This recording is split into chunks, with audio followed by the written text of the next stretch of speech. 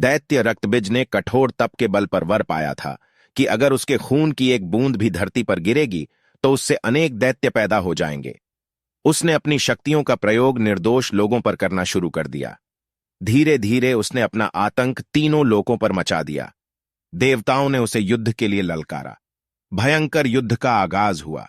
देवता अपनी पूरी शक्ति लगाकर रक्तबिज का नाश करने को तत्पर थे, मगर जैसे ही उसके शरीर से एक भी बूंद खून धरती पर गिरती, उस एक बूंद से अनेक रक्तबीज पैदा हो जाते। सभी देवता मिलकर महाकाली की शरण में गए।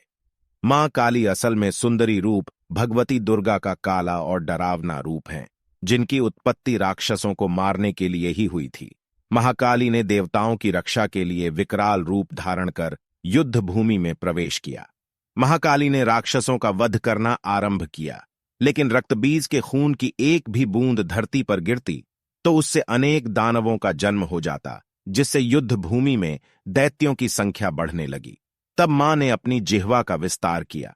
दानवों का एक बूंद खून धरती पर गिरने की बजाय उनकी जिह्वा पर गिरने लगा।